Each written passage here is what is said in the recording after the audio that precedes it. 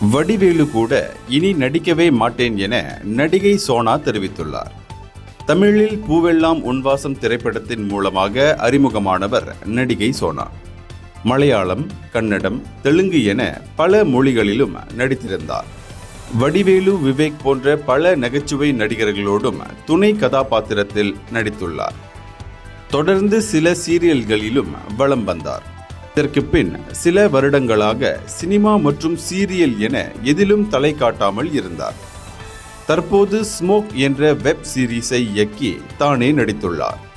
இந்நிலையில் இதற்கான ப்ரமோஷன் பணிகளில் சோனா தீவிரமாக ஈடுபட்டு வருகிறார். அப்போது அளித்த பேட்டி ஒன்றில் வடிவேல் சார் பத்தி வேற யாருக்கிட்டையாவது என்ன நினைக்கிறீங்க என்று கேட்டு பாருங்க, கழுவி கழுவி ஊத்துவாங்க, அதையே நானும் பண்ண வேண்டாம்னு நினைக்கிறேன். குசேலன் படத்திற்கு பிறகு எனக்கு வடிவேல் சார் கூட 16 படங்களில் நடிக்க வாய்ப்பு வந்தது. ஆனால் நான் எதற்கும் வேண்டாம் என்று சொல்லிவிட்டேன். எனக்கு கோடி ரூபாய் கொடுத்தா கூட அந்த வாய்ப்பு வேண்டாம். பிச்சை எடுத்து கூட சாப்பிடுவேனே தவிர அவர் படத்தில் இனி நடிக்க மாட்டேன் என்று சொல்லிவிட்டேன் என தெரிவித்துள்ளார். இந்த தகவல் தற்போது கவனம் பெற்று வருகிறது.